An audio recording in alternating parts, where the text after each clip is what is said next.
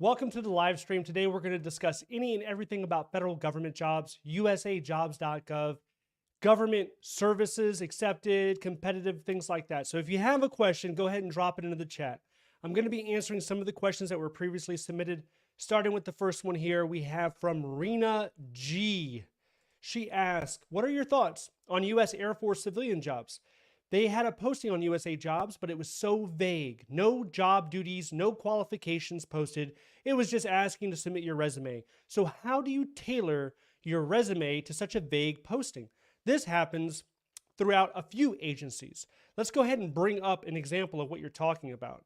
So on usajobs.gov, you'll see something like this, right? This is GS1 to GS15. This is also 12 months. It's open for 12 months. This is very typical in jobs that are not specific with their specialized experience. So what you would do in this situation, scroll down and you're going to see job family series. These are the job series they're hiring for with this job announcement. You want to tailor your resume to meet one of these job series. In this case, if you're admin, do it for 0301. If you're more analytical, do it for 0343. If it's logistics, 0346. Now, where do you get the keywords for this? Because it's not giving it to you with the specialized experience. You would have to go to the OPM Job Series Handbook, this right here. Google this, OPM Job Series Handbook 2018. Then go to 0300, click that, scroll down to 0343. All right, so once you see it, go ahead and click it. And you're gonna find on here the keywords that you're gonna need to include in your resume. From the third page, do you see this? Analyzing and evaluating program operations, developing lifecycle cost analysis, advising, evaluating. These are the verbs that need to be in your resume to compete for this job series. This is gonna form a solid base to your resume. Researching, investigating, developing, identifying. So that's one approach to take with it. The next thing that you can do is you can go ahead and look at the questionnaire. Now, for a job like this, there might not be a lengthy questionnaire, but in some job announcements, you can find a preview to the questionnaire, or when you start to apply and create your job application, you will see the questionnaire. So look at the questions they're asking you, pull some of the action verbs from there that will help you develop your resume for a position like this. Okay, I know it's kind of frustrating to see. Next one. I'm coming from this is Dana Cooper. I know we talked a few days ago, Dana, but she asked, this is a good question. I'm coming from the private sector to the federal government. I accepted a GS9 role. The salary is way too low. Advice on rejecting the position. So you can always reject a position without any type of negative consequence.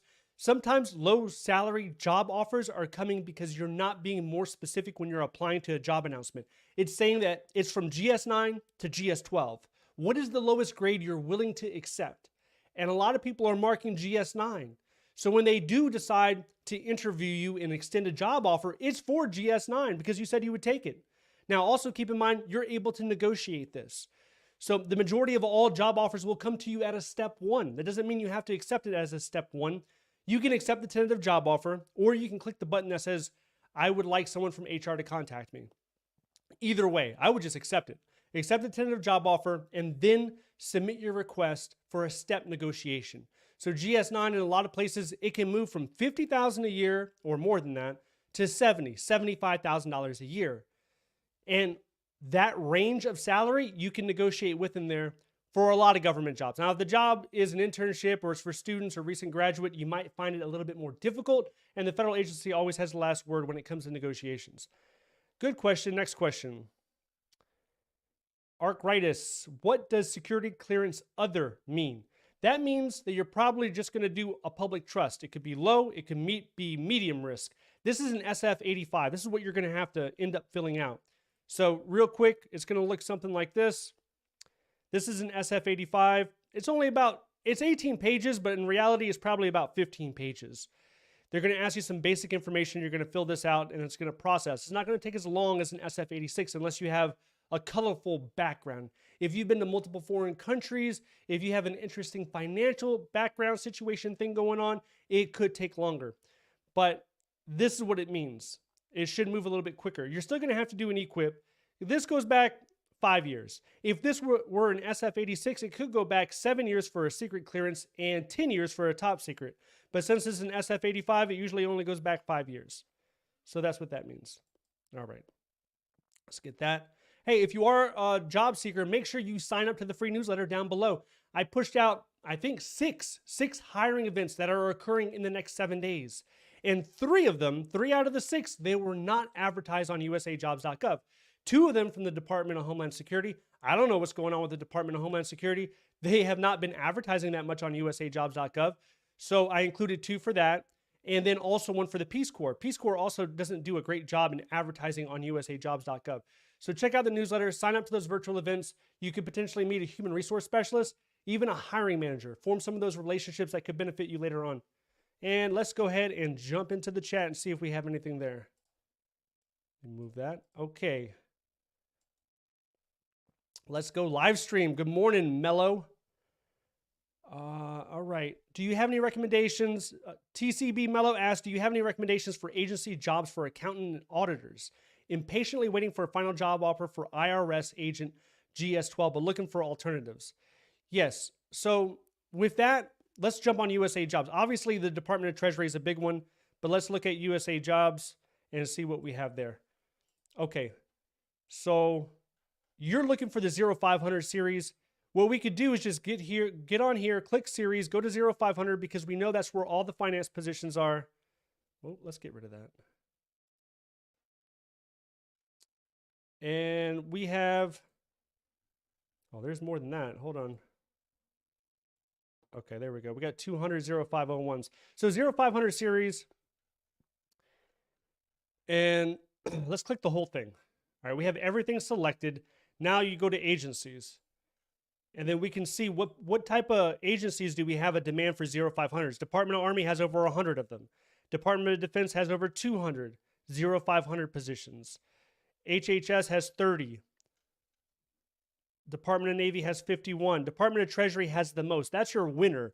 If you're looking for where the most 0500s jobs are located, it's the Department of Treasury. And under the Department of Treasury is the IRS. So that's probably what we're looking at here. So that's one way you can search by agency to look.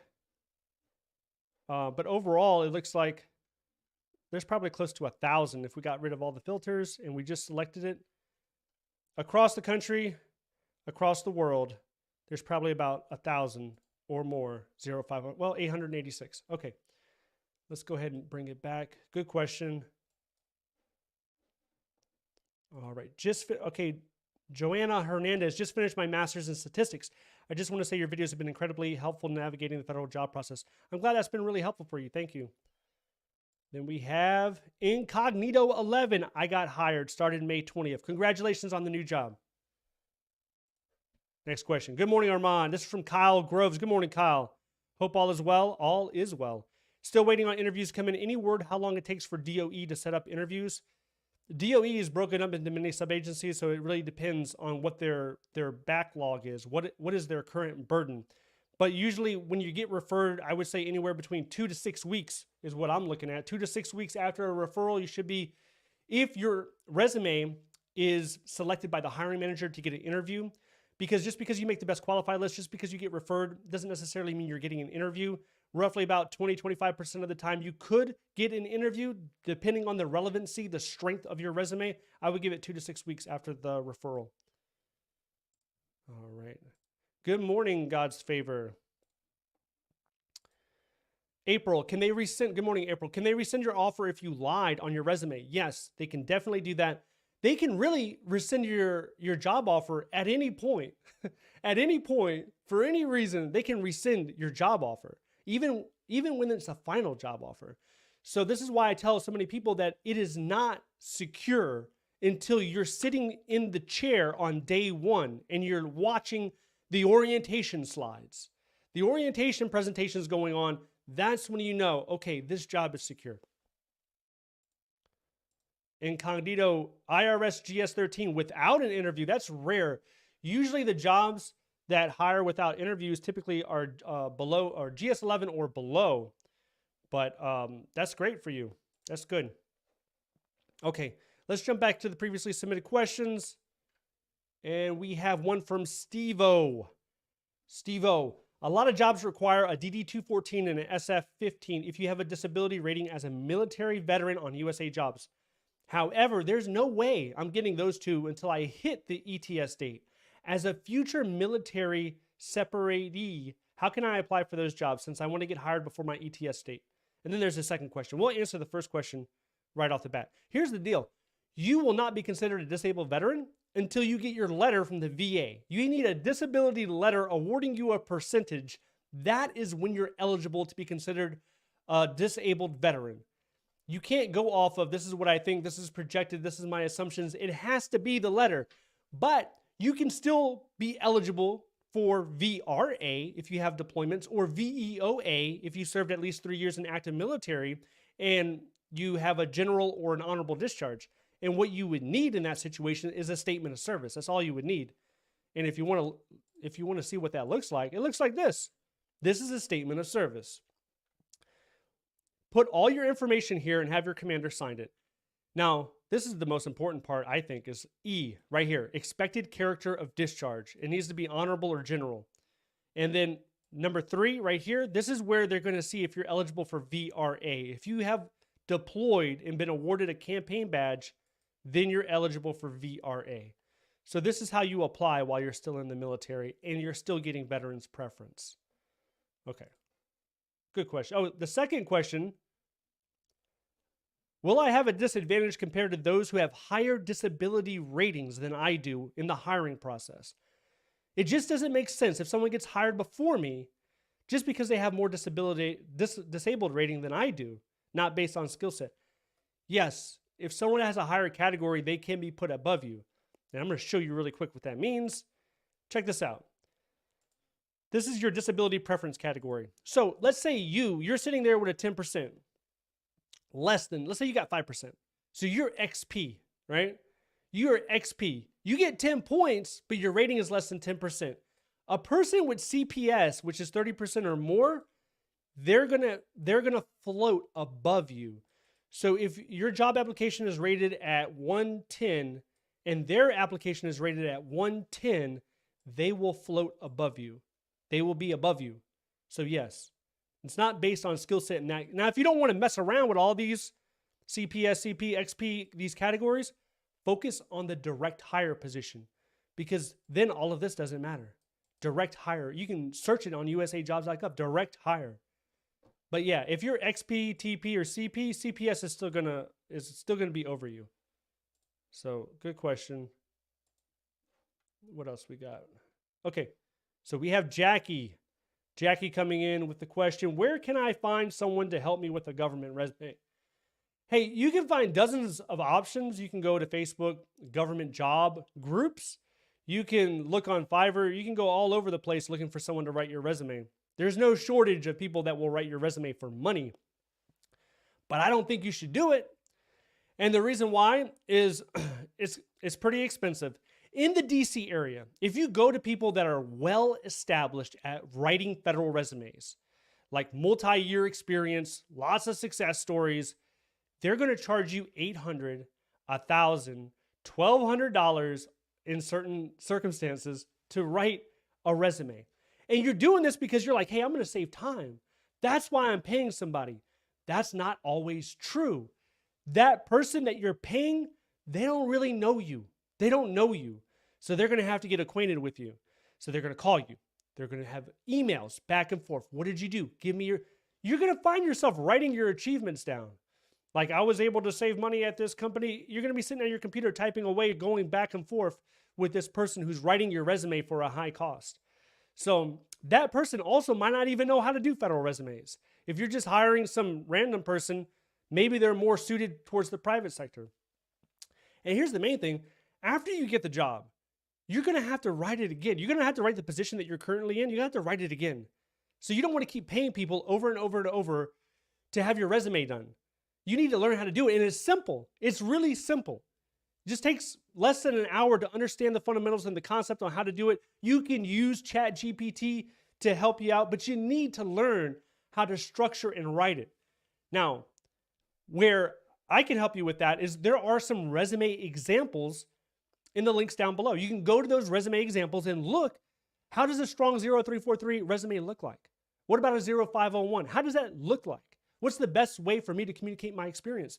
Those federal resume examples, templates, they can help you structure your resume in a more competitive format. Most of the resumes I look at, there's too many bullet points. There's not enough details. It doesn't focus on results. There's so many areas where you can improve upon, where you can stand out. Now look at your regular government job. Your job and regular job announcement, let's say in a Atlanta or Columbus, Ohio or whatever, they post that job, 100 people apply, let's say. Half of those people, their resumes are not up to standard. They're bad. They're bad resumes. So you're not really competing against 100 people. Take half of them.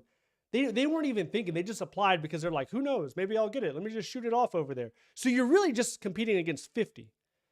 And those 50 people, they're writing their resume in the right way, but who is actually making their experience stand out? That's what it's going to come down to. So that's what I would tell you. Okay, next question. We have Medina. I accepted a job offer for a non-remote position with a start date of June 3rd. I applied for a remote position with the same agency, different division. Second job interviewer requested my references yesterday. I'm more interested on the remote position, but I'm not sure if I can accept it since I already have a final job offer from the same agency. So same federal agency, different division. There's a strong possibility those divisions, they don't communicate. They're not going to know. So I would recommend go ahead and accept it. The worst case scenario is they're going to say, hey, you can't do it. This happens in smaller agencies where they know that you've accepted with one of the sub offices. So they're going to say, hey, you have to pick. If it's going through the same HR office, they're going to say, hey, you have to pick. But a lot of times these divisions are not going to communicate. They're using different HR specialists. So I would accept multiple, excuse me.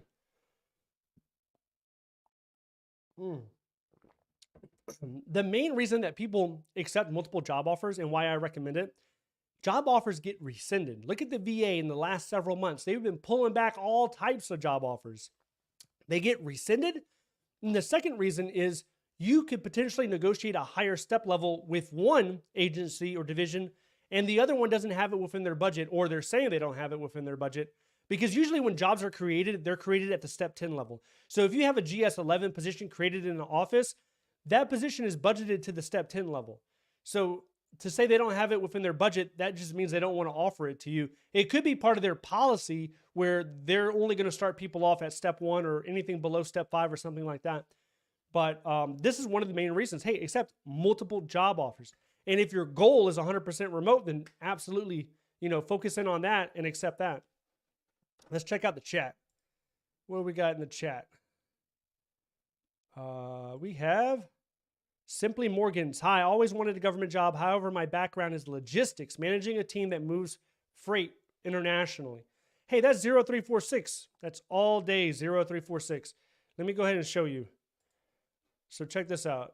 Where you should be at, and it's just not exclusively 0346, but when you say logistics, those are the numbers that come into my head. Check this out right here, 0346, logistics management. There's over 150 jobs. I would start there, but I would continue to go. There's other job series that you're eligible for, definitely. I would have to look at your resume to tell you exactly, but start at 0346. Okay. Oh, we got a super chat. Super chat. Steve SEO, thank you so much. How early can I get the statement of service before my ETS date and start applying for federal jobs? Do I literally have to get it signed off by the commander in person, or is it set up in an automation system? Okay, Steve, here's the deal. There's multiple answers to this. So it's 120 days before you're separated.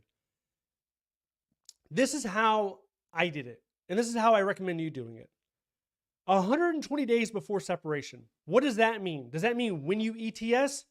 To me, that means your terminal leave date. That's what it means to me, because I'm leaving the military and I'm now eligible to work. So I would put 120 days before your terminal leave. So if you go on terminal leave in August 1st, then I would do 120 days. That's the date I would use for separation. Okay. So then you would have to back that up and see exactly when can you get that signed. Your commander needs to sign it. The way it works in the military, it could be automated. You could do the whole thing on DocuSign or whatever, and that way they could just sign it digitally, or they could put pen to paper. It doesn't matter. It just needs to be signed. When it comes to the dates, a lot of agencies are not looking too hard at that. The only agency I could see paying special attention to that area might be Department of Defense.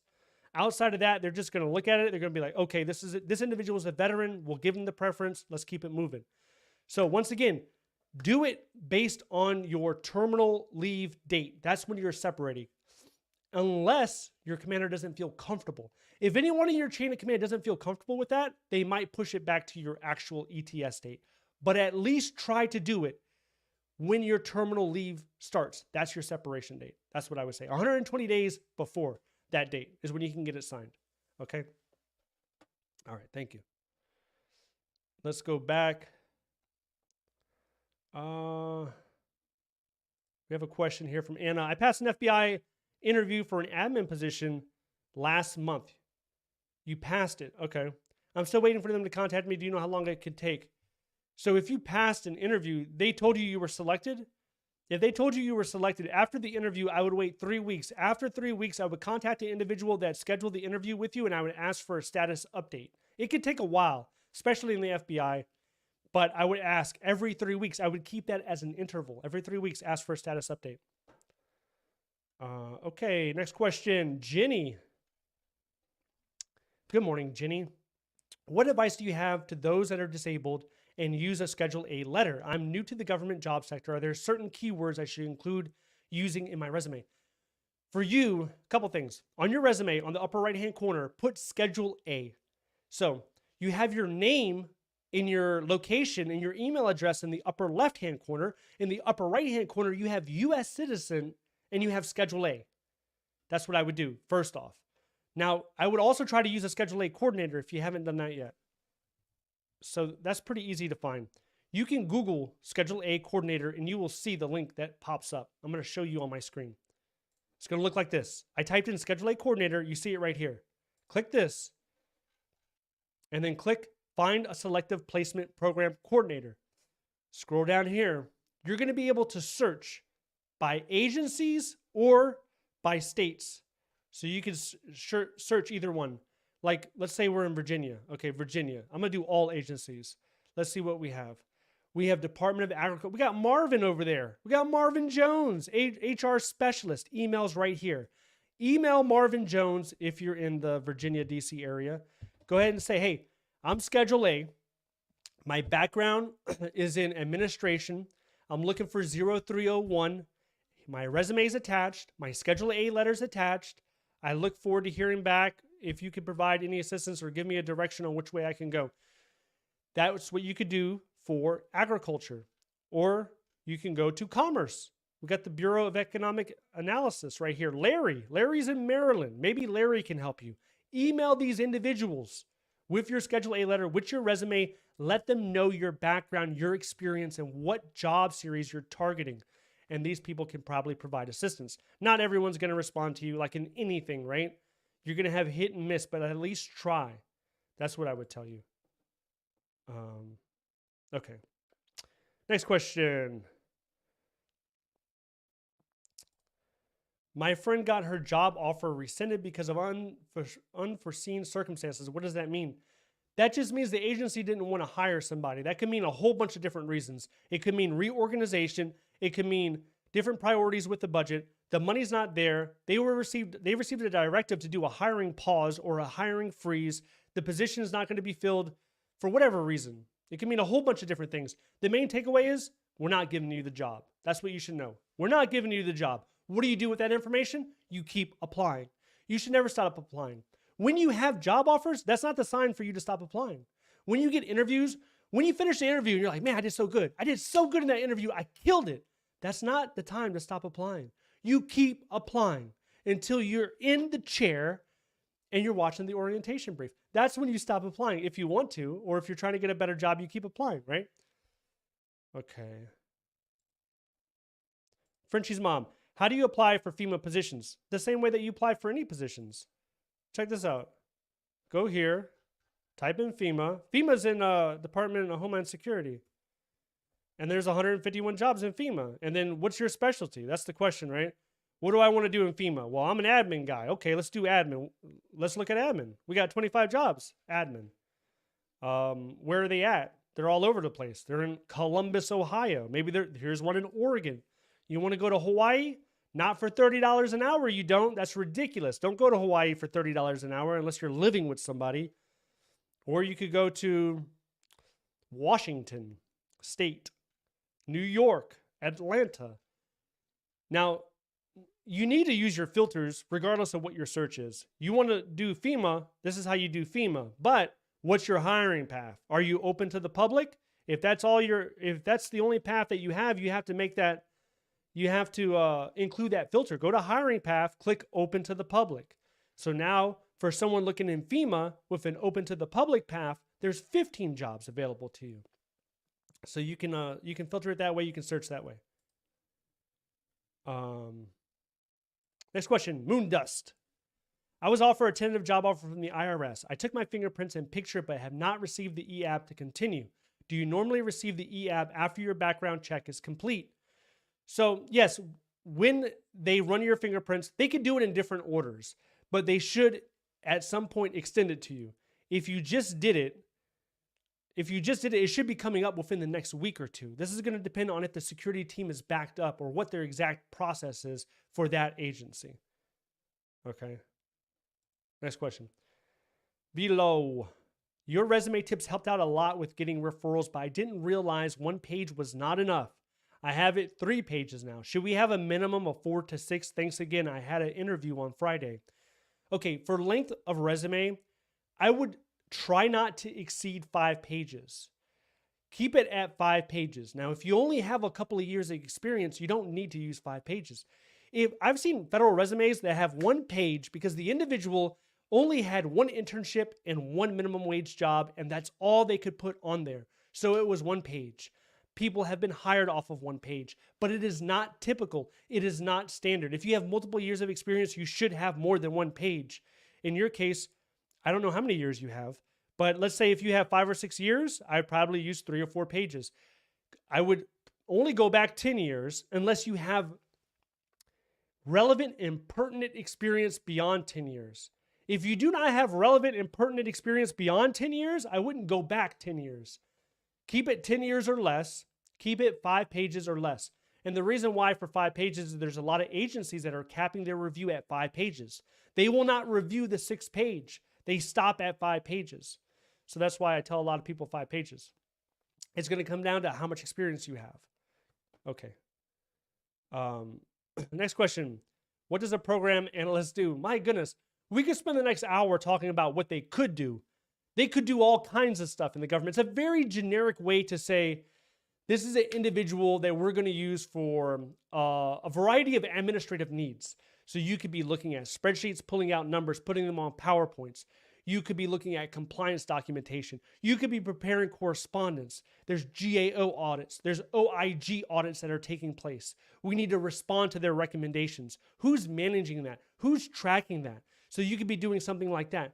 You could be doing something in the privacy area, in the privacy space, compliance space.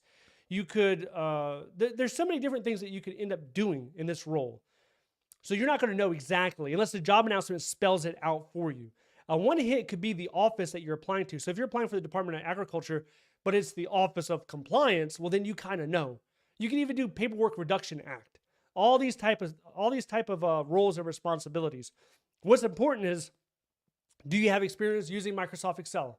Because the government uses it. Do you have experience using Salesforce or SharePoint? The government likes to use SharePoint. Do you have experience with SharePoint? Can you build something in SharePoint? Do you know how to manipulate the folders and the files? So it's more important to focus on your experience. If you don't like it, if you don't like what you're doing, you can always keep applying to different jobs or ask those questions during the interview to get a better idea on the exact focus your position will be on. And that could be a determining factor whether you accept the job offer or not. Ian, how many referrals do you need to get an interview? It could be 1 or it could be 100. The deal is, To get referred, HR has to consider you best qualified. But it's not just you, it's 20, 30, 40 other people, 50 other people. So the first barrier is HR. Can your resume make it past HR? And it should be able to, at least 50% of the time. You should be able to make it past HR. The next barrier is the hiring manager barrier. So the hiring manager is selecting who they want to interview. Excuse me.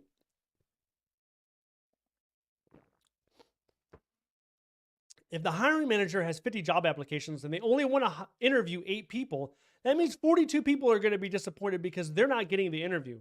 Why are they not getting the interview?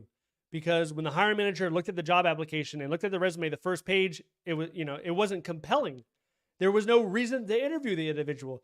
They didn't seem like they would be a good fit. That's why your first page is the most important. Your first achievement is the most important. What I've seen, people that have strong resumes, they usually get an interview rate of 20%.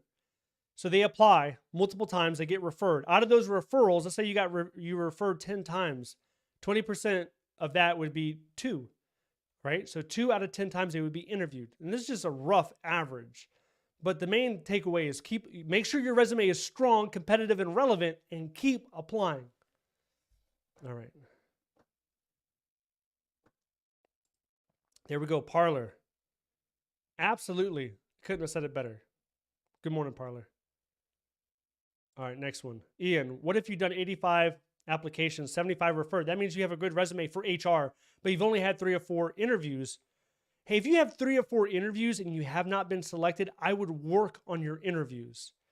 I would spend more time on your interviews. But sometimes it could take a while for the referral to turn into the interview. Your resume is strong to get past HR. There's a reason the hiring manager only picked you 3 or 4 times out of 75 times. It should be a little bit higher than that. I would say, in that situation, you should at least be getting 7 or 8 interviews. But look at, if you had 3 or 4 chances at bat to nail the job offer, you want to practice that interview better.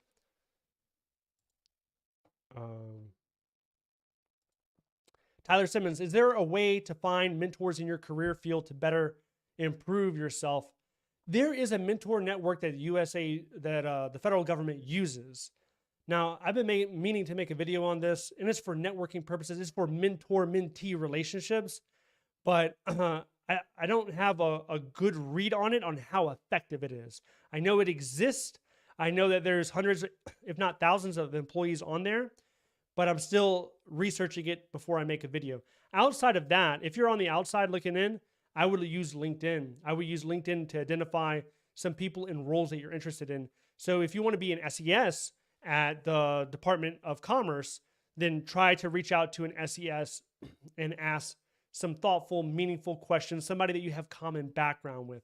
You can use LinkedIn. If you're in the federal government, you can look around to offices adjacent to you and find leaders in those offices, and you can start to try to form a professional relationship where they could be somewhat of a mentor. But there is a digital environment that exists. Okay, next question. We have Tiga. Hi, Armand. Thank you for this live. Thank you for showing up. I'm in New York City. I am a New York City employee. I had an offer with the IRS that I declined due to pay $5,000 less than my current paralegal role with 8 experience. That was a year ago. Was I blackballed? There is no list that they keep where there is no do not hire list. So you keep applying, even if you can reject a dozen this month or next month, let's say in June, you reject a dozen job offers. That does not put you on any list. You're still eligible. You can still compete for many federal government jobs that are out there. So keep applying, work on your resume, and then you're going to find something. Okay, I've been talking to a lot of New York City state employees. I think over the last 2 months, I've spoken to probably 7 or 8 New York City state employees trying to get into the federal government side. Okay, next question. That's not a question, but okay. Waiting to hear back on a referral.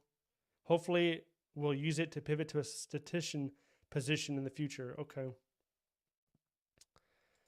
JP, is it possible to go from NH03 to NH04, even though it's, NH typically encompasses 2 GS grades. So NH03 could be GS12, GS13. NH04 is GS14, GS15.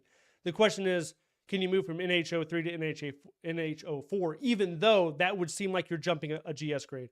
The answer is yes. If you look on the job announcement, it specifically says for NH04 positions that they're looking for 12 months of experience in the NH03. So by reading that, it tells you that you could potentially do that. Yes. All right. Next question. God's favor, Armand, if the referral was 3 months or so ago, I assume they've chosen their candidate. Yes, you can, and there's a high probability that they've already chosen their candidate. But another alternate alternate reality could exist where they have just been paused. They've been in a holding pattern, and they're not able to move on it.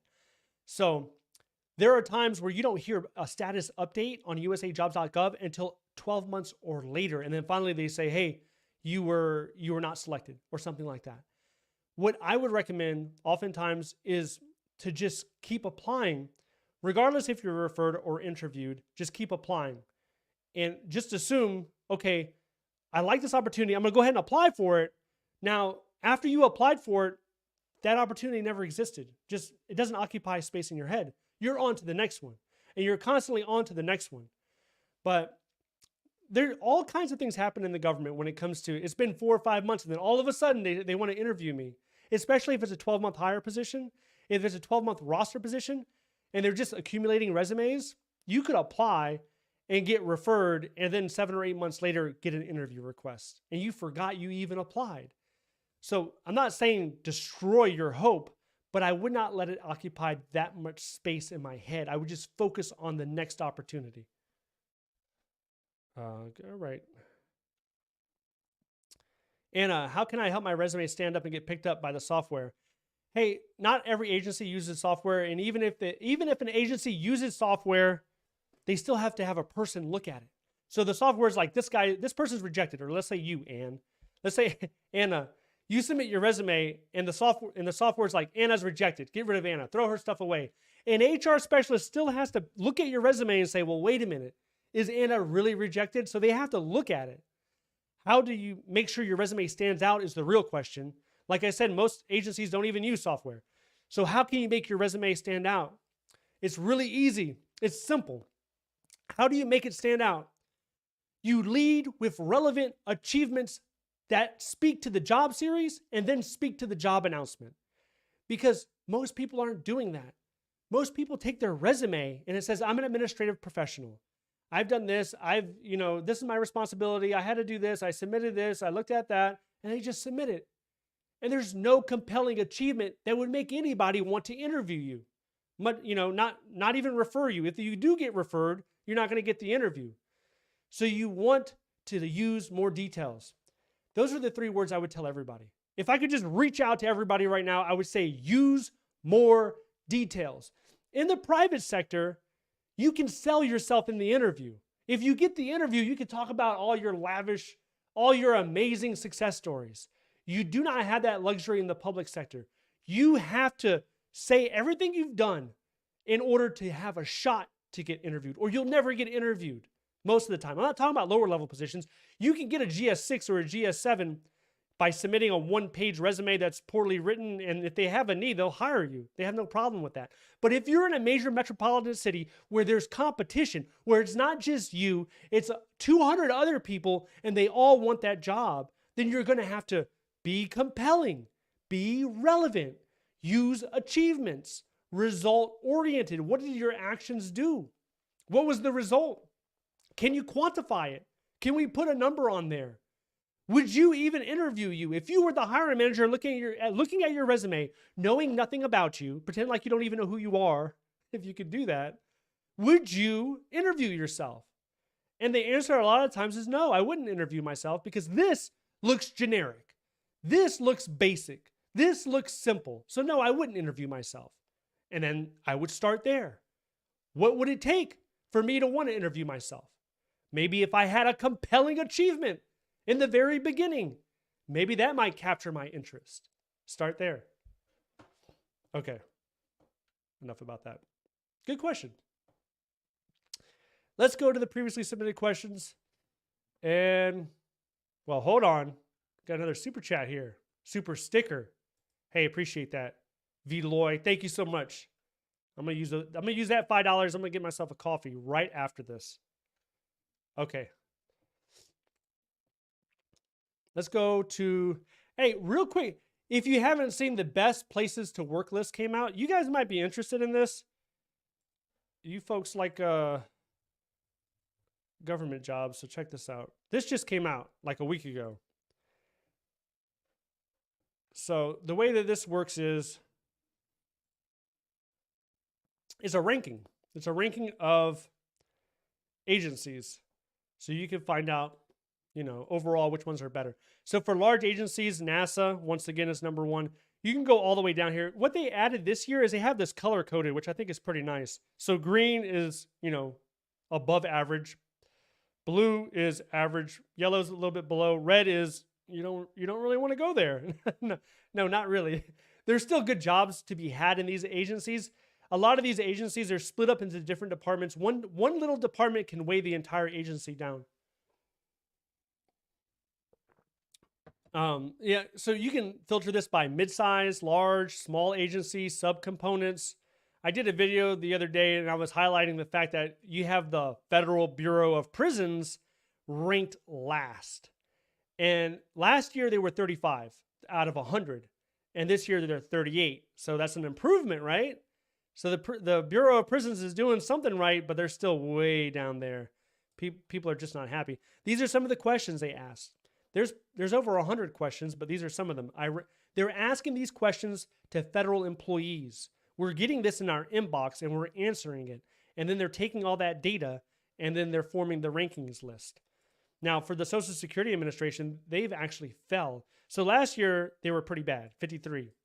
But this year, they're 52. So bad has gone to worse with that agency. So check this out. It's bestplacesToWork.org if you want to check out the rankings. And you can get really detailed. Like if you click an agency, if you scroll down here, it'll tell you like the best areas. Like for this one, NASA is really good at DEI. The pay is kind of on the lower side. It's still pretty good though. And you can look at the workforce. So right now in NASA, they have almost 17,000 employees. It's been holding pretty steady throughout the decade. You can look at how many women work there compared to men. NASA is 64% male. You can even look at the race. There's a lot of white people in NASA. And then the smallest one, it would be what? American Indian. And then Asian, 7%. So if that stuff interests you, it interests me. I like to get deep in there and see what these agencies are all about. You can always check that out whenever you want. Okay. Yeah. Oh, yeah. Hit the like button. Could you do that for me? I appreciate it if you could. Thank you. Next question is from Tina Appa-Person. I'm a former public librarian looking to start a federal career. In addition to the obvious librarian roles, what other positions would you recommend I check out? Librarian. So the obvious that you probably already know about, the obvious is 1400 because that's the librarian series, right? That's 1400. So let's get rid of FEMA. And if you're a librarian, I don't know what else you've done. I know you've done things in admin, so I'm going to immediately go to admin, but maybe you've done other stuff. So let's look at 1400 already. So you already looked at here, library and archives. There's not many jobs here. What total, what is there? 30, 40, there's between 40 and 50 positions across the country for librarians. So as a librarian, maybe you've trained people. You've trained the public or even other assistant librarians on how to do the function of the job. If that is true, I would look at 1700. This is education. And what's often missed is training instruction could be a good one. And in there, you could find curriculum design. So if you've ever put together PowerPoint slides to train an audience, that could count as curriculum design. There's a lot of opportunities throughout here, and it's more than librarians. So if you just add it up, what is this? 500, 600, 700. You're looking at 800 possibilities in the 1700 series. That's if you have any training in your background. But let's say you don't. You're a librarian. You don't have any training. Look at 0301. There's almost 1,000 of them. This is administration. This is administrative. You know how to use Microsoft Word. You know how to prepare correspondence. You know how to manage memos. You know all of that type of stuff. So I would look at 0301 as well. I can't really tell you much more without looking at your resume if you're eligible for anything else. But thank you for the question. Next one is Tristan. How do I tell if a job posting is supervisory or non-supervisory, and if it will not be supervisory in the future? That's pretty easy. There's a section for that. If you look on USA Jobs, let's just pick any job. Let's pick this one. So here it should say supervisory status, and it says no. That means you will not be a supervisor. Now here's the caveat. Here's the exception to that. If you say you get hired as a non-supervisory position, but things start to get a little hectic at work, and now your manager is looking for a lead. That's the word, lead. They're looking for a lead analyst in your team. They could appoint you as a lead, meaning you're the main point of contact when they want information about the team. So it feels like a leadership role, and it is in some capacity, but you're not getting credit for it. It's not a true supervisory position. You're just going above and beyond, and you're going to be a lead, and you're going to relay information to the team, and you're also going to be the one that reports everything up to the supervisor. So that's the only case where you could somewhat be a supervisor and it not say it on the job announcement. So you might want to look out for that one. Great Escape. What are your thoughts on supervisory positions? Do they provide good work-life balance? I think they can. If you compare a supervisor in the private sector to the public sector, who has the best work-life balance? Majority of the time, it's public sector. The government worker probably has a better work-life balance, but you're going to have additional responsibilities. There's no getting out of that. You're going to have to do mid-year performance reviews, annual performance reviews. If someone is not showing up, if someone is submitting poor quality work, they're going to want to talk to you. You're going to have more meetings. You might be responsible for doing performance improvement plans. So there's more on your plate as a supervisor. Time cards. You could be doing time cards, and that's a headache. If you have a lot of people, it's a headache to do time cards. But for many people, it's rewarding. They love the impact. They're able to impact people. They feel like they're a good supervisor. I'm going to spread my goodness, my goodwill across this team, and I'm going to elevate everybody. So there's a sense of satisfaction that they receive by being in a leadership role. So if you don't have that, then it might not be worth it in your situation. Let's check out the chat. What do we got in the chat? Looks like I'm a little bit behind. Okay. What is this? Okay, I'm currently 100% remote for Department of Transportation. What are the chances they cancel remote and make people come back? I don't think they're going to cancel it. So there were talks. Made a video earlier about they want the maximum telework to be 40%, meaning they want all federal employees to be in the office 60% of the time, no matter what, no matter who you are. That should not get any traction this year. The only way that it gets any traction is going to be many years, and it's going to have to go through union, it's going to have to go through legal and all kinds of different things. This is probably, if it does happen, at least 2 or 3 years away. I think your job will be safe for 2 or 3 years, 100% remote. There shouldn't be, look at your job offer and see what it says. See if they reserve the right to change the position at any point in time. If it doesn't say it there, I don't see a circumstance in the near future where they're going to bring you back in. I think you're going to be able to hold on to your 100% remote work job. And I think ultimately this is the way of the future. There are some obstacles right now. There are people that do not want it, right? The general line of thinking is you expect everyone else to show up to work, right? So you go drop off your car to the mechanic has to show up to work. You go eat, you go to Starbucks to drink some coffee, the barista has to show up for work. So all these other people have to show up to work. Why aren't you showing up to work? That's the mentality of a lot of people that want people to come back into the office, and also they want to stimulate those local economies. The local economies, there's been a dozen businesses that have gone out of business, and the politician in that area is now, they're getting, a lot of their constituents are upset, and that's what is putting pressure on them to get the message of, hey, we need to get people back in the office. And I think ultimately we're going to see that it's going to benefit everybody if we can have more telework, more remote work for positions that can do it. If you're in a position where that it can be done in your house, I think it benefits everyone for you to stay in your house as long as you can be productive in that environment. Okay. Oh, another super chat. Drew. Super chat. Thank you. Thank you, Drew. An agency hiring manager said they're going to hire me. Well, that's a good sign. But they can only onboard 2 people a month. Should I trust that they will hire me? I would not put 100% trust in that. I would give them the benefit of the doubt and I would kind of plan for that, but it would not stop me from applying. I would still be somewhat weary. I wouldn't be secure with that. There are times where an agency only hires a certain month out of the year or certain times and dates throughout the year. That does exist. So I'm not saying he's making it up, but you need to have that job offer. You need a final job offer. More importantly than that, you need to start working in that position. I would keep the relationship that you have and communicate with the hiring manager that told you that. And then maybe when next month gets here, send them some reminders and, stay on him. But at the same time, I would be aggressively applying to see if you can get any other opportunities. And then here we go. Basically what I said, never stop applying. That's the motto. That's the motto of the channel. Never stop applying. All right.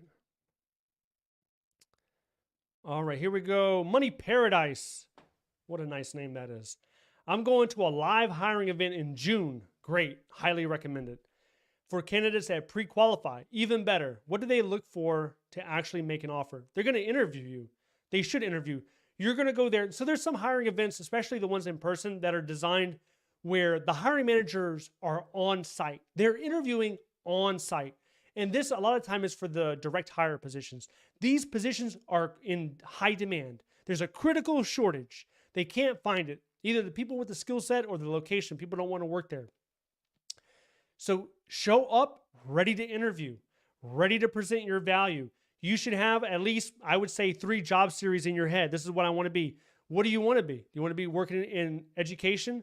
If this is a hiring event, I'm guessing it's for 2210, IT specialist, Intel community, or computer science, or maybe it's for finance folks. I don't know what it's for. Whatever it's for, look at the agency that's hosting it or the agency that will be present, and you can look and see what job series they're hiring for.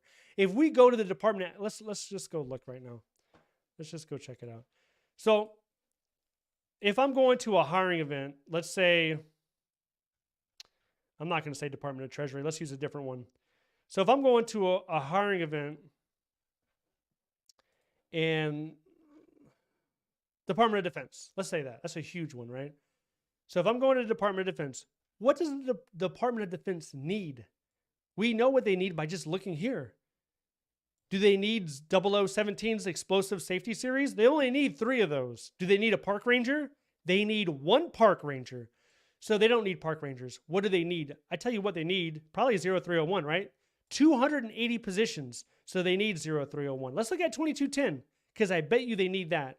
Over 200 positions for IT management.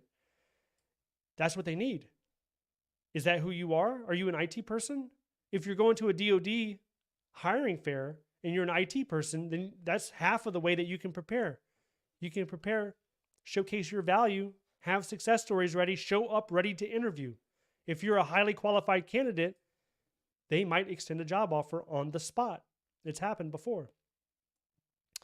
Okay. Kyle, is it safe to say that a referral means I'm in the top 50 applicants as an hiring rep? What's the most you ever seen sent to hiring managers? Okay, Kyle. No, that's not a really good way to look at it because to give you an example, this happened last year. A position opened up in DC, small agency. You probably haven't even heard of it. Have you heard of SSSS? Selective Service System. Have you heard of that? It has 100 employees in there. They had a job announcement for 7 days. Anybody can apply for it. You know how many people applied in the DC area? This area has 5 million people. 3 people applied. Out of those 3 people, 2 people were interviewed. And out of those 2 interviews, both of them did a pretty horrible job. Not horrible. I didn't think they did a good job. I thought they did a below average job. And one of them got a job offer. So you can't say, is it the top 50? Because it could be the top 2. There's multiple ways to do it. You can say, I want the top 10%. I want the top 20%. Or you can say, I want 20 people or I want 10 people. The agency is telling HR what they want. The hiring manager is telling them the way that they're doing it. We're doing it top 10%. Give us top 10%. A hiring manager could get 100 or even over 100 best qualified people, and they only want to interview 6 people out of 100. So imagine what the other 94 people say. The other 94 people are saying, this is BS, the system doesn't work, I keep getting referred, I never get interviewed. But 6 people out of the 100 did get interviewed. So don't look at it like how many people are getting referred. You are just trying to make yourself the best. You're like, you're putting polish and you're shining yourself up. You're like a gym out there. You're trying to capture the attention. You're trying to be compelling by your achievements, by your relevancy. That's what you're doing. So focus on yourself. Don't worry about the other people. Excuse me.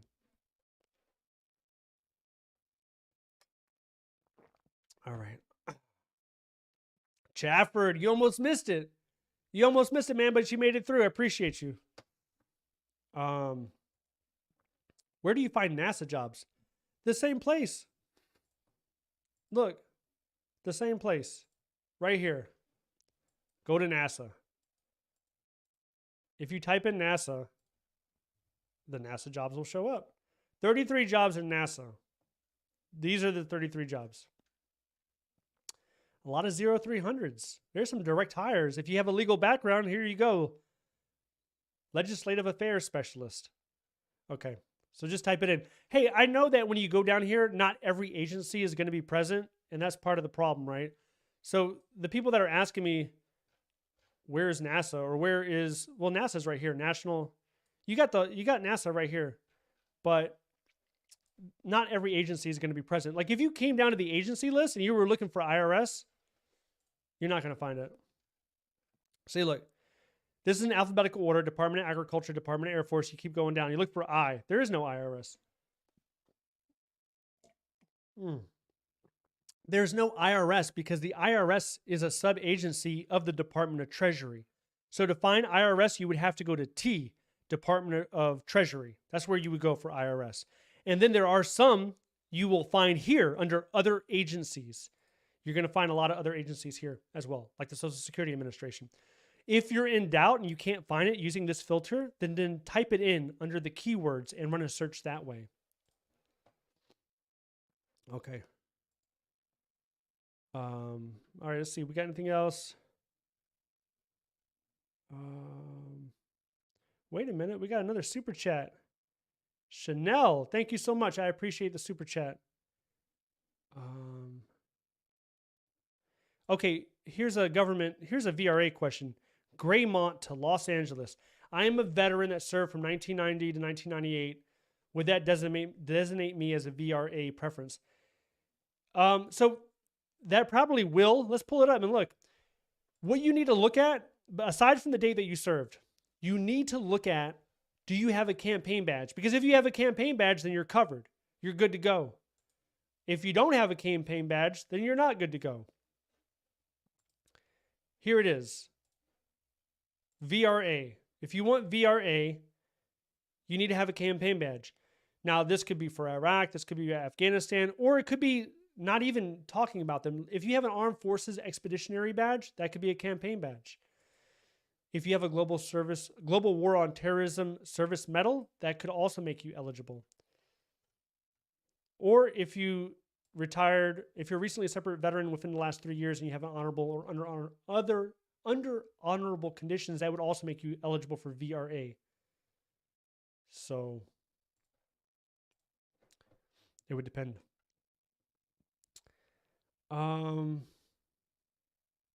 Man, hold on. I'm way behind on all of these. Here we go. How do I jump grades in one job series that I have a graduate education, military, civilian experience, jumping from the SSA just to get into the GS to 0201? Cannot get referred unless I start over. Okay. If you are in the government, I think you're in the SSA. If you are in the government, if you want to jump grades, the way that you do it is you have to apply to open to the public positions. Take away your government experience, Do not attach your SF50. Use your previous experience as what will qualify you for higher GS grade positions. So you can do that, especially because you have military and civilian experience. Okay. 0201, human resources, is often somewhat difficult to get in unless you have previous federal HR experience. It's hard to get in at GS11 or higher. People have done it. I've seen somebody move from a 0300 to a 0200, and then they were able to get a GS11. So you can do it. I'm just saying it's more difficult because a lot of those HR positions, they want you to have some sort of foundation in HR as it pertains to the federal level, not for the military. So HR from the military could be different. Now, the caveat to that, of course, is if it's a Department of Army position, then they want you to have military HR experience. But if it's Department of Agriculture, they're not going to view military HR experience the same way. They're just not. And if you have a civilian at a private sector, if you were working HR at Target or Best Buy or Facebook or Google, they're going to say, well, that's not going to be directly relevant because the way that we do things, we have our own systems, our own policies, our own regulations. It's going to be slightly different. So they're not going to give you the full credit for it. So if you want to come in at a higher GS grade, it's easier to do it in other job series aside from 0200. If you're committed to 0200, then there's different areas of HR too, right? There's placement. There's more of an internal HR type thing, workforce development. So look at the area that you're interested in and see, do I have the right experience? Question number one, do I have the right experience? Question number two, how is it written? Is it done in a compelling, a strong, relevant, competitive format? Those are the two main things. Okay. Next question. If I'm offered a job, this is Beloy. If I'm offered a job by direct hire for GS11 and I interview for higher GS12, do you think it's okay to negotiate a higher step? It's always okay for you to try. It's always okay for you to try to negotiate a higher step. And you do it by showcasing yourself, by showing that you're a highly superiorly qualified candidate, If you could show and prove that you have the years of experience, you have achievements, monetary achievements, time off achievements, awards, certificates, things like that, and say, hey, I'm not just some regular person. I've done this. Not only have I done it, but I've done it at a high level. This is why I should be a step 6. You could do without even needing a higher job offer. You can still do it. You're not going to do it based on you getting a higher job offer. If that's the question. If you have a GS11 job offer and then tomorrow you get a GS12, you're not going to use the two offers and say, well, they gave me a GS12, because the determining factor on giving you a higher step level is you being a superiorly qualified candidate. That's what it is. Okay. Good question. Next question. Okay, Brian, it says 2 years. Oh, you're answering Laporis. Okay. Next question. I received a tentative job offer in an agency. However, when I contacted them to start negotiating, starting a salary, I was told it doesn't get negotiated until after a medical and poly is completed. Is this normal? That's because your position requires a medical screening and a polygraph test. So for this agency, yeah, completely normal. They don't even know if they're giving you the job. If you don't pass the poly, you're not getting the job. If you don't pass the medical screening, this is probably an 1811 position. Is this like a special agent position or a criminal investigator? Because those positions usually have polys and medical requirements.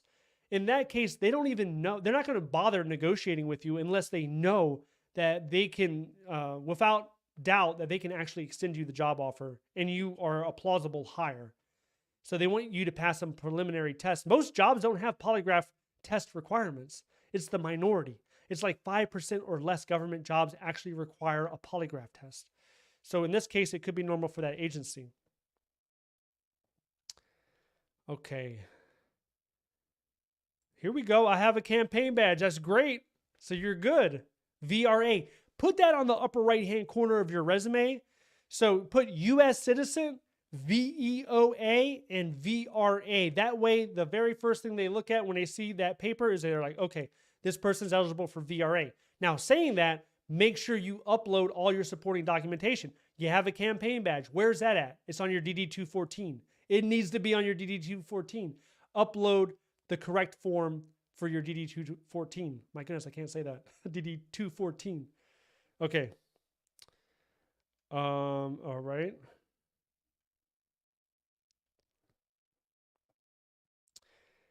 Antwan, what are the chances of walking into an IRS IT job but no experience? Not very good. But have a bachelor's in IT and currently, so you're trying to like focus in on your education. You can do that. Where are you trying to go? IRS? Yeah, you could do that.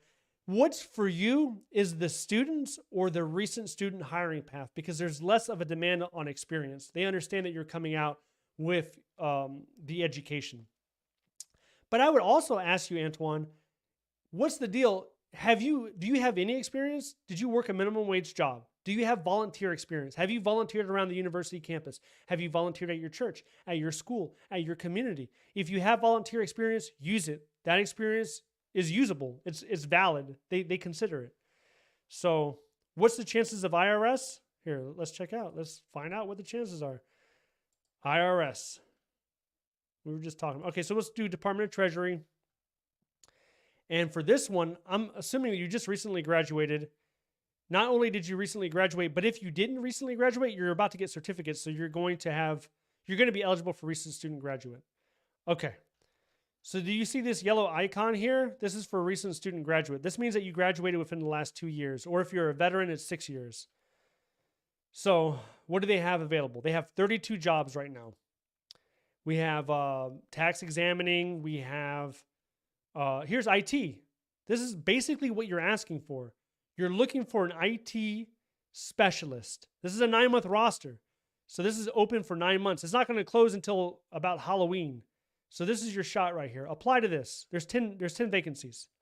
Apply to this one. And leverage if you volunteer to help out the computer lab after school, put that information on there. It's going to help you. But yeah, you can do it. All right.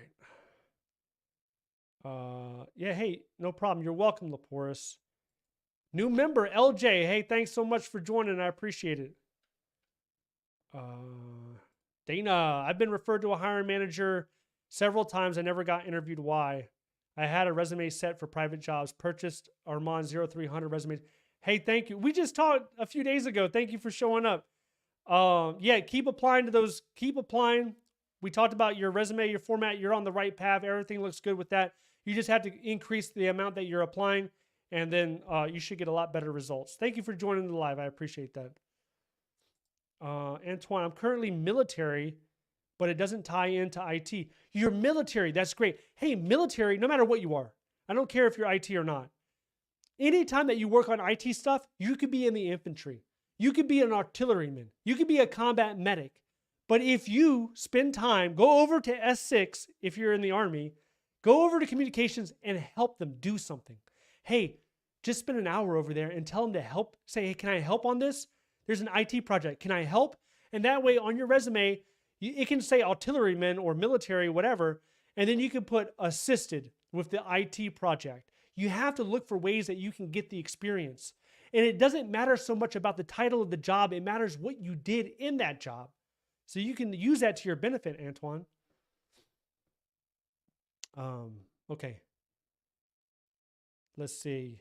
LJ, I suggest applying a lot. Does this apply to even small agencies? FDIC, for example, there are not many positions to apply. If you're dead set, focus on FDIC, yes, I would apply.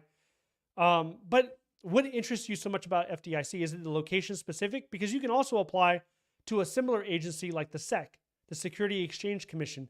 FDIC and the SEC, they have a different pay chart, and their salaries exceed GS-15. They go up above $200,000 a year. And they also have a more generous, when it comes to their TSP, in a lot of those smaller agencies in the finance field, those type of TSPs, you can actually get 2 of them. You can get one for the government and one that's kind of almost like a private entity TSP. I know a couple of people that work at the SEC. I know a person that actually works at the FDIC, and they like it. They enjoy it. They love it. But I wouldn't just exclude other agencies unless you have a personal reason why you're dead set focused on the FDIC. Okay. God's favorite. My tentative job offer. Hey, congratulations on that. Again, I'm glad that you got that. Onboarding forms shows a 6/17 start date. Is this common? I have not done my background check yet. That means the background check is probably a simple NACI. It's like a 3, 4, 5 day procedure, and they're going to go right through it. I'm scheduled for a credentialing appointment this upcoming week. 6/17, so you have it in less than a month. You're going to start. What you probably already know this, but you can negotiate that start date. Like you can push it back if you have other things, or if you want to give your current job more of a notice that you're leaving, you can push that date back and talk to them. But as far as this common, I would say yes. You're probably going to be in a low risk position, and they're confident giving you that start date. Usually, a start date is only on the final job offer. So that is something that's a little bit off. Tentative job offers don't usually have start dates, but it's good. It's good that they're thinking ahead and they're confident that you're going to be onboarded. All right. Dana, yes, thanks for your advice. I appreciate it. Thank you, Dana. Drew, $2. Hiring manager says he will stay in contact. That's good. Yeah.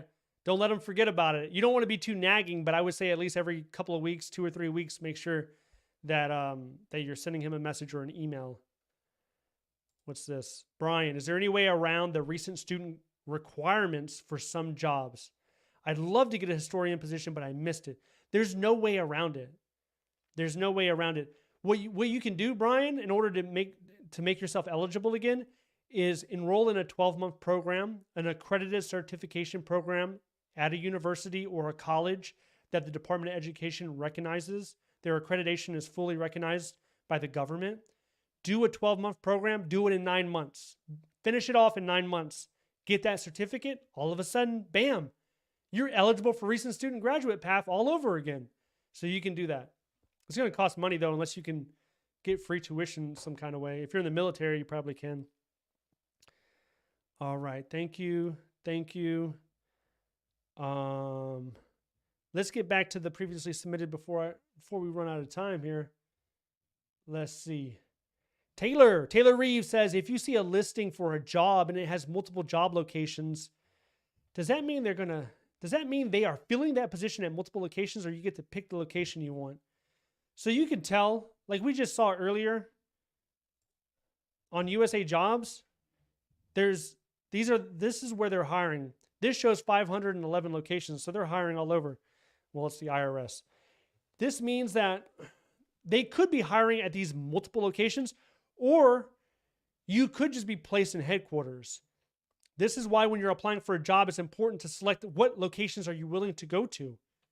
Now, you could even go to these locations and still work for the headquarters, but you would be kind of remote. We have people doing that. Headquarters could be in Washington, D.C. They could be a field office in Colorado. They're still working for headquarters, but they're in Colorado, so that could be the case too. And then for vacancies on how many people or how many times they're hiring for that, you can see here, this says 10 vacancies. So that's how you know how many people they're looking for. And it could be in either, it doesn't matter what location, because like I said, you can always work for another office and not be in that geographical area. So that covers that. God's Favorite asked another question, previously submitted. Thank you for doing that. And that is the 1-year probationary period a part of your tenure with the government to receive a pension? In other words, do I need to get past probation and then work an additional 5 years? Okay. Your probationary period is part of your government service. Not all probationary periods are 1 year. There are some that are 2 years. I was talking to someone last week. They were on a 3-year probation. That exists. That happens. Usually when you become a supervisor at an agency, at a minimum, it's a 2-year probation. The probation doesn't matter when you're talking about a pension. When we're talking about a pension, we're looking at total government service. So as long as you have 5 years, doesn't have to be consecutive. It could be broken. You could do a year this decade, a couple of years next decade, and then a couple of years the decade following that. If it equates to 5 years, you're fully vested, counting all the probationary time. So you're going to be covered. Next question is Exclusive Erica. What does it mean when a job listing is extended? There was a job posting up for 3 months. Then right at the deadline, it was extended for 2 more days and then extended again for 2 more months. It's up to the hiring manager. They can repost a job, or they can request for a job to be reposted. they can extend it or they can cancel it. This could be because not enough people applied to the job, or it could be to allow somebody extra time to apply, which unfortunately can happen sometimes. You never know. Don't think about that. It happens, but it's the minority of time, and I wouldn't think about it because there's nothing you can do about it. But I would say 9 times out of 10 or 8 times out of 10, it's because they didn't have enough qualified candidates and they want a larger pool to pick from. It's probably why that happened. Okay. Let's see what else we got. Shauna J. Can you pivot from admin position to program analyst? Yes. Previous program coordinator experience slightly under a year. Yes, you can absolutely do it. The way that 0300 is written in the job series handbook is a little bit different than 0343, but they're similar enough where you're only going to have to do minor adjustments when it comes to certain keywords within that job announcement, and you can be found competitive for 0343 positions as a 0301. Absolutely. Oh, this is your question that you asked earlier. I just answered it, God's favor. I'm a little bit behind. Yep, you're welcome. Okay. Next question. Nobo Sue. What does an advancement look like for an admin analyst, state level, and how long does it take to reach the salary cap of that? I don't know about state level, but we can talk about federal. We can talk about the federal level. So every position is going to be different. Some positions have full promotion levels way above. So we just looked at one earlier that went up like GS9 to GS15. In that case, you can get promoted every 12 months. If it's an admin position, you skip GS10. So you go from 9 to 11 in 12 months, 11 to 12, 12 to 13, 13, 14, 14 to 15. It takes 12 months. So it'll take, 5 years to get up there. Best case scenario. As long as you're performing at the standard or above standard. The supervisor has the last say whether or not you're going to get promoted. That's why it's important to communicate with them, make sure you understand the expectations, understand the standards, and what's required of you. And you can move all the way up. If you're in a position as a GS12 with no promotion potential, they'll just leave you there. You have to have some initiative to look for your next promotion. So it could take as long as you want. You want it to take 10 years? It could take 10 years. You want it to be 1 year or a year and a half? You can do that too. It just depends. What do you want? You can get what you want. You just got to plan for it and execute. Next question. Should you use the same series or should you still customize the resume based on the selective qualification job duties? When it comes to federal resumes, the way I would create it, if I were you, is to target the job series first. That's how I would create the base of it. So you have your resume and everything that you've done. Then you go ahead and you say, okay, this is everything I've done. You can call it a master resume if you want. And then you put it on another resume and say, okay, I'm going to make this focused for 0560, budget analyst. I'm going to make it focused for that. Now you have a resume that's focused on 0560. When you apply to 0560s, you need to also look at the qualification section, the specialized experience, and ask yourself the question, does my resume speak to these keywords, these verbs? They're looking at someone who has analyzed budgets. How many times did I mention that I analyzed budgets? Because it's not assumed. It has to be in there. Do Control F, search your resume, and look for analyzed budgets. Did you do budget reconciliation? Type in reconciliation. How many times does your resume talk about that? Make those minor adjustments if necessary. Sometimes it's not. Sometimes it is. Make the minor adjustments and then apply. That'll give you the best probability of getting referred and interviewed. The shopping bestie. Many in-person hiring events happening this summer for federal jobs. Best advice to prepare and navigate fairs. You want to know what kind of fair it is. So research as much as you can. Some of these fairs are informational fairs. Some of these fairs are hiring fairs where they plan on hiring people. Usually it will tell you when you're reading about the fair. Now I push out the newsletter for free, sign up, link in the description. I push that out and when you click on the link on my newsletter, it takes you to the page of the agency and it explains in detail, hey, this is what's happening. We're going to have human resources. They're going to present something and then you will have a live Q&A so you can ask them. Or some of them say, hey, we're interviewing people. Be prepared to interview on the spot. So at a minimum, I would take a copy. If it's an in-person event, I would print off a few copies of my resume. And then I would go in there knowing, what am I eligible for? I'm a 0340, I'm a 0501 person. This is what I'm looking at. I'm going in there with that mindset, right? So when you're interacting with human resource specialists, when you're interacting with hiring managers, you're like, yeah, my skill, my background, it's 0501 all day. That's my skill background. This is the value that I can offer you. Here's my resume, and you can have that conversation. You want to be able to communicate your success in a small amount of time. So you want to have at least one success story ready to go to show what's the value that you bring to the organization. Be ready to interview. We could talk in length about interview preparation. What does it take? Researching the agency, understanding the agency, their mission, their vision, what's going on with their current events, where's their pain points, how do your success stories tie into what they're looking for? Be ready to communicate your value if you do have an on-the-spot interview. So I would say that. My goodness, I need to give myself a drink. Okay, that's good.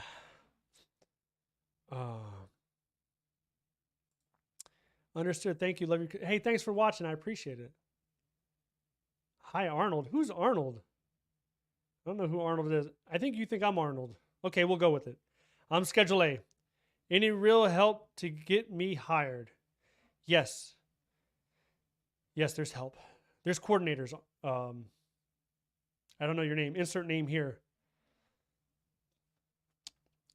Let's go over it real quick. Here we go. This is it. This is what I want you to do, or you can have somebody help you do this. Go to Google and type in Schedule A coordinators, just how you see it on my screen right now. Schedule A coordinators. Click the first link, Selective Placement Program Coordinator. Scroll down and click Find a Selective Placement Program Coordinator. When you do that, these are coordinators that their purpose is to assist you finding employment if you have a Schedule A letter. You can look by your state or you can look by agency, and then you'll be able to find something. Let's go to Texas.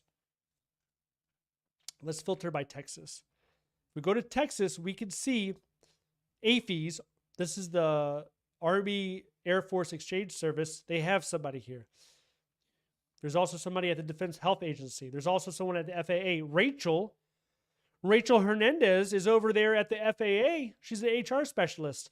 She's there to help you with your Schedule A letter. Social Security Administration. Selena's over there in Dallas waiting to help you. Email her your Schedule A letter, your job series, and your resume. Do that.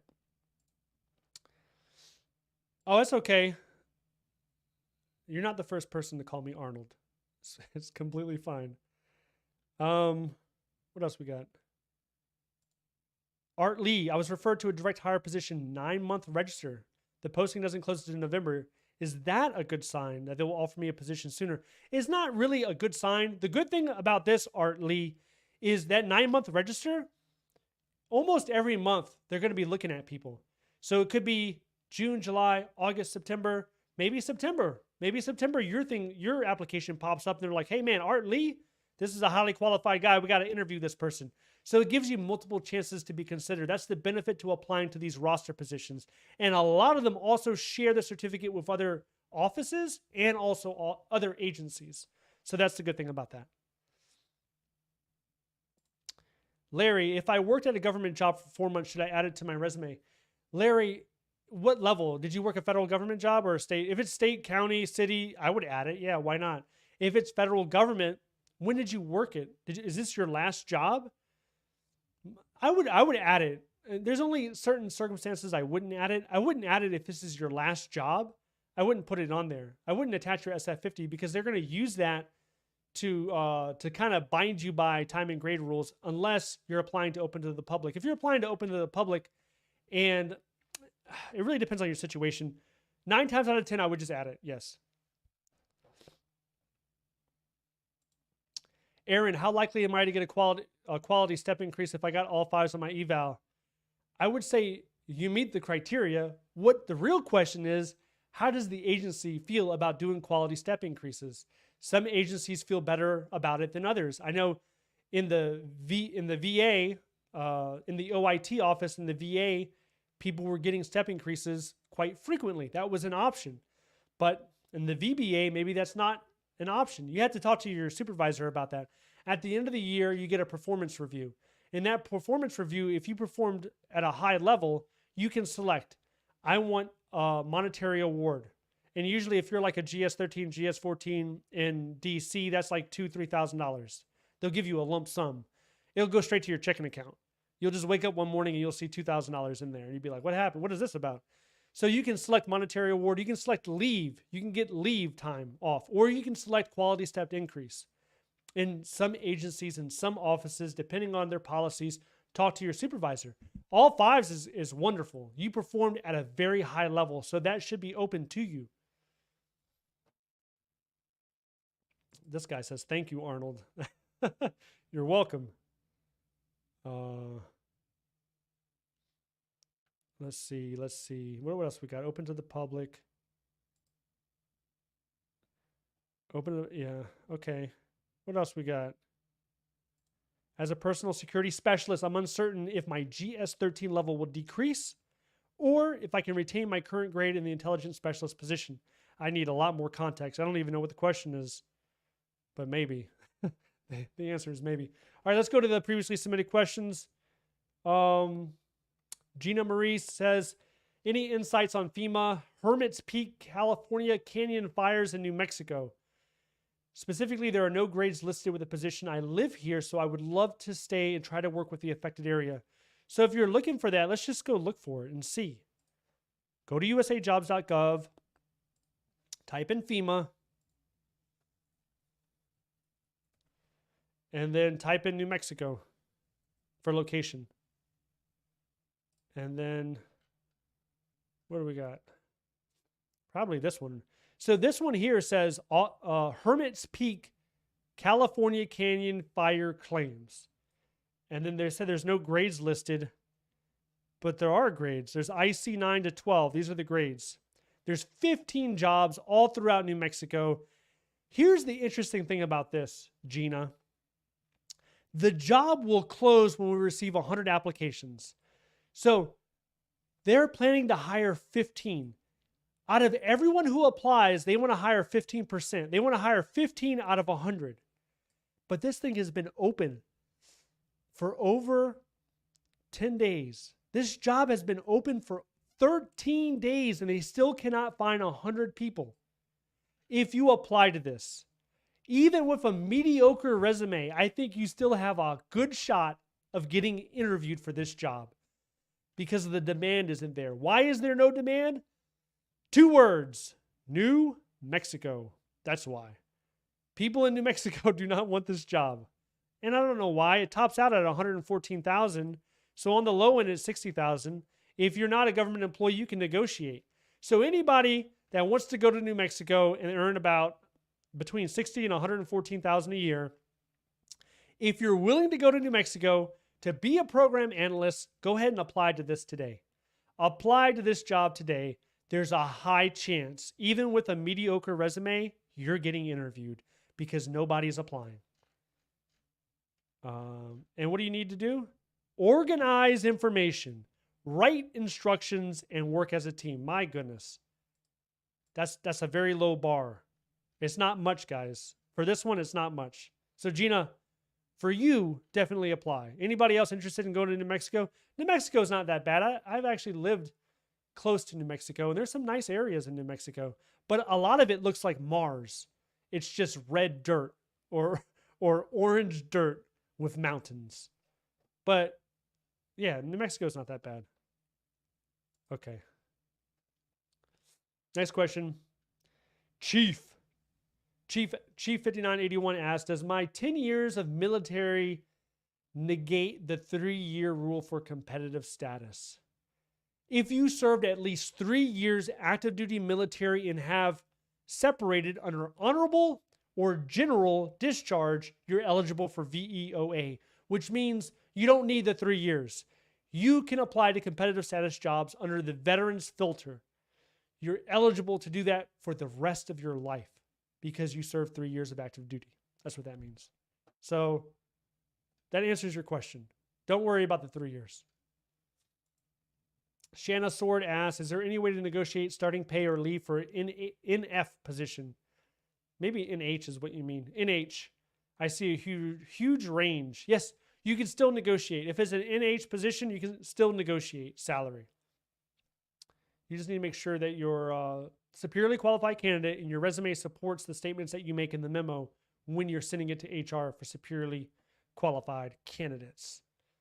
Okay, what else we got here? Larry, thank you. No problem. No bow. HR contact reached out a week after the interview, asked for references to fill out. Is this a good sign? Yes, this is a very good sign.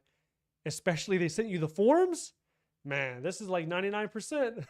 If they're sending you the forms, this is 99% you're going to get a job offer.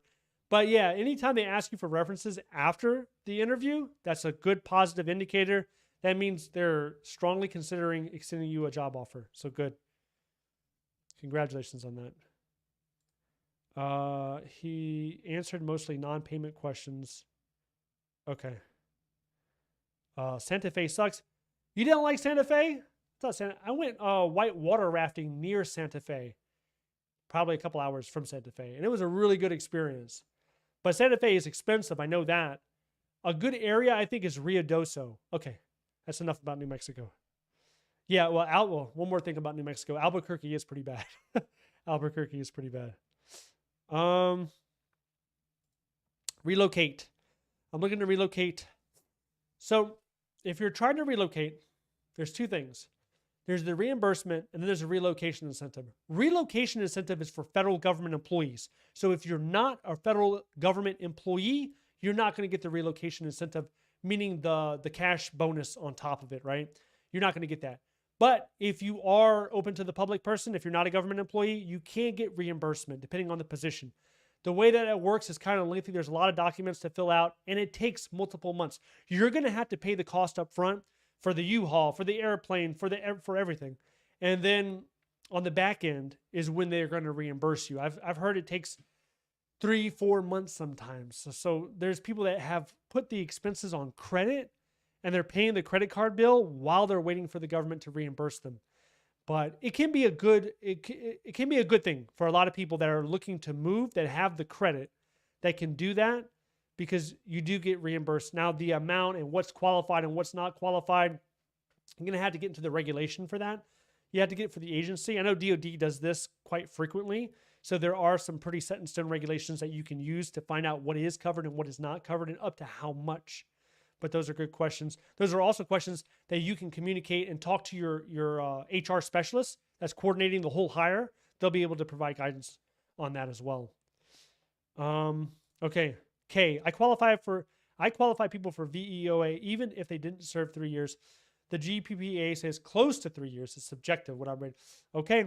A lot of people, they're looking for 3 years, but there you have it. Some people, they don't do that. Next question.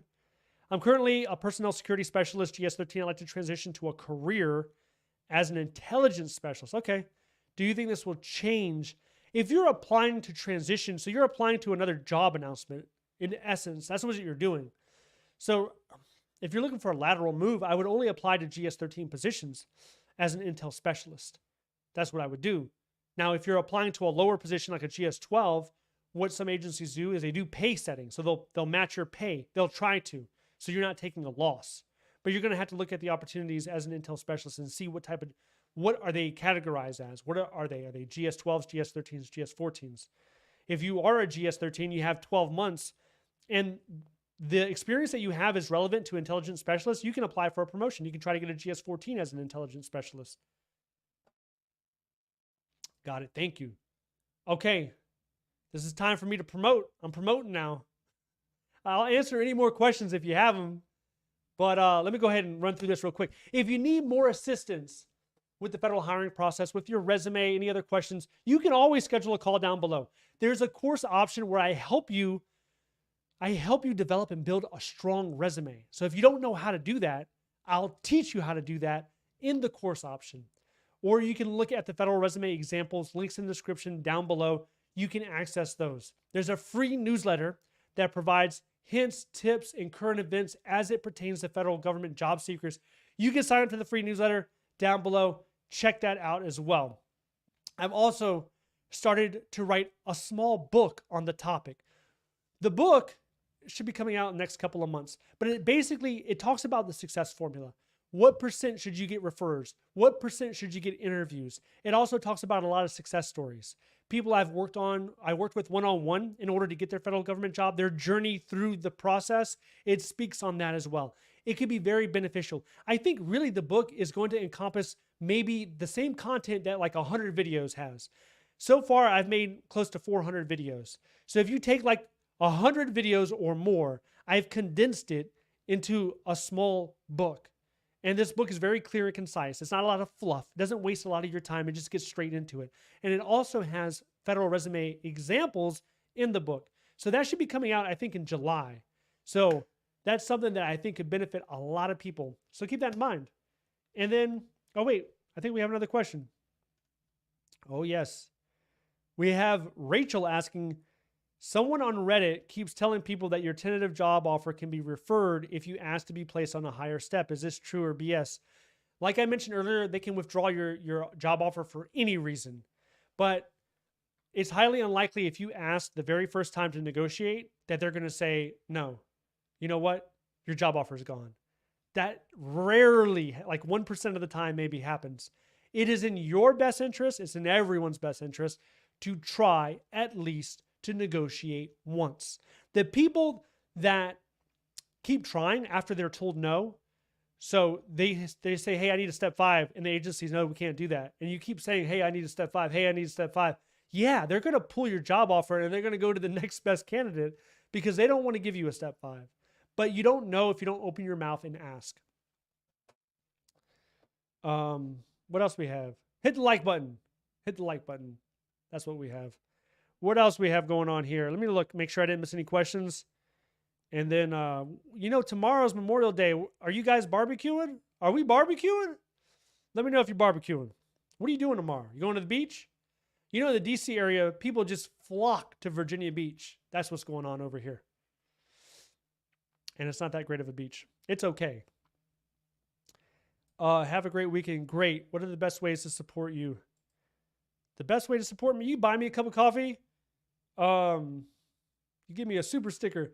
Tell you what, just get the book. That's a way of supporting me. That's a value exchange. I'm going to give you an incredible amount of value in the book.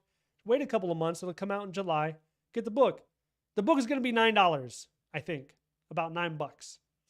So that's a way. Let's see. Thank you, got it. Thank you, got it. Thank you. Thank you, God's favor. You'll be hearing from me. All right, Larry, you can schedule a call anytime. Whatever works for you, let me know. Next one. I was a GS9 for 8 months and have been a GS7 for 10 months. Can I combine both SF50s to apply for a GS11? No. No. Probably not, T. Gordon. Look at your public sector experience. I don't know how long you've been working in the government. Let's say you've been working in the government for 2 or 3 years. See what you've done in the public, in the private sector or the military. Use that. Don't attach your SF50s and see if you can get a GS11 that way. But yeah. So GS11, if you're applying from a government employee perspective, they're going to be looking for 12 months as GS9.